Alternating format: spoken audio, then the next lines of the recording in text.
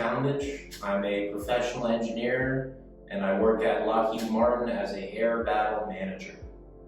Pretty much, I run and operate the NTCL F-16 simulations for trainees and general missions, everything.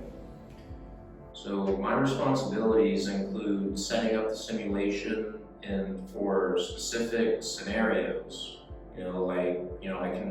I can set it up like Top Gun Maverick, with the dogfights and attack helicopters. You name it, I can probably throw it in the simulation, and then we test the pilots and how they respond, whether they live or die, pass, fail, etc. So in order to become an air battle manager for Lockheed Martin, there's a lot of requirements. First and foremost, is your security clearance, which there are 3 of. There's non-secret, which is like pretty much anyone can get.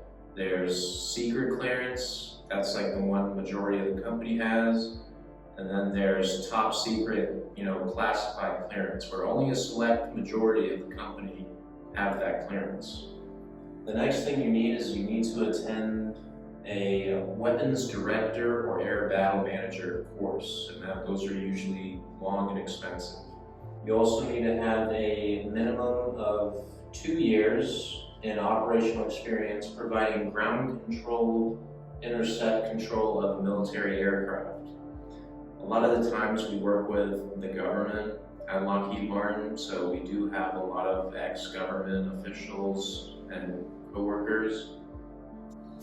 Some general workforce skills that I picked up working for Lockheed Martin is that communication is key. If you can't communicate well or articulate any type of complex sentences, you're not going to go anywhere with this company.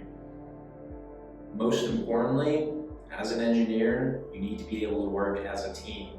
You need to conform and be able to work with others well and get stuff done.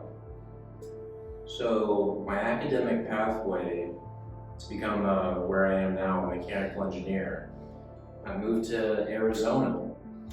I went to Scottsdale Community College over there, where I took a few courses, everything. Later transferred to Arizona State University, and then after that transferred to Valencia Community College. So during my time at Valencia Community College, my first course in my first semester was this new student experience course. I was required to do an examination called the Clifton Strengths examination. The results of that gave me my top 5 strengths, which are consistency, analytical, adaptability, harmony, restorative. Prior to finding out what my 5 strengths were, I was required to write a purpose statement for my class.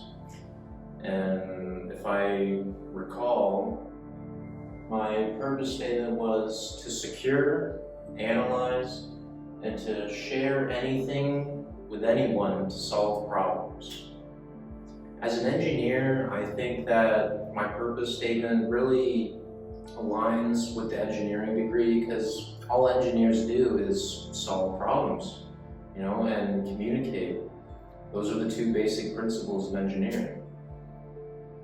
Then what I liked about Valencia is that they offered this Direct Connect program, to which automatically would transfer you. It was guaranteed admission to UCF as a true junior when I completed the general requirements.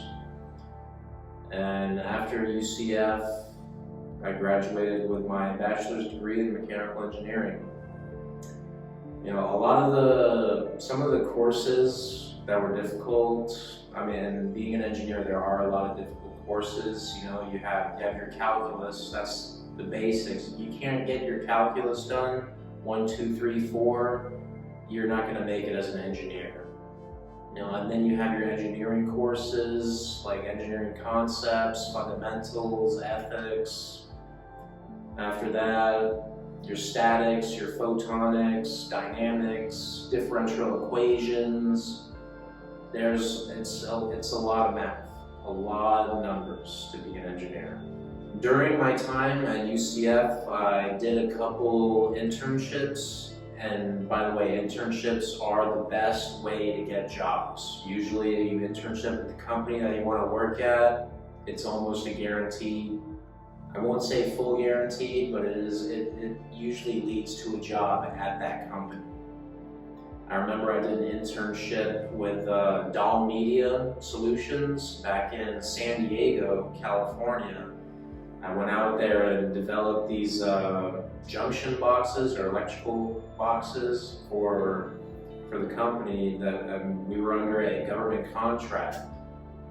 And pretty much we would just build these for the base that was there in San Diego.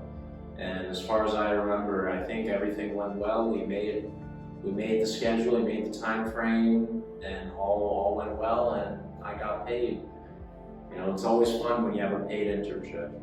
UCF requires, in order to become an engineer, that you have to pass a couple exams. You need to get your certifications. You need your FE, which is your Fundamentals of Engineering examination, and that will get you your graduate. That'll make you graduate. And then after that, there's an option to become a professional engineer. That one's a little harder. I believe it's like an 8-hour exam.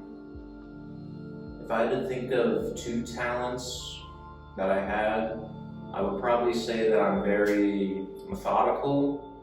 My father likes to say that I'm very methodical as well. And probably conformative.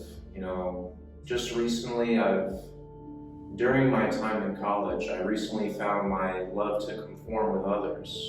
You know, when I was in high school, I wasn't really a chatterbox. I was more of a quiet person. But then I got out, moved out on my own, and now I'm one big chatterbox. My name's Anthony Talmadge, and I'm a professional engineer at Lockheed Martin.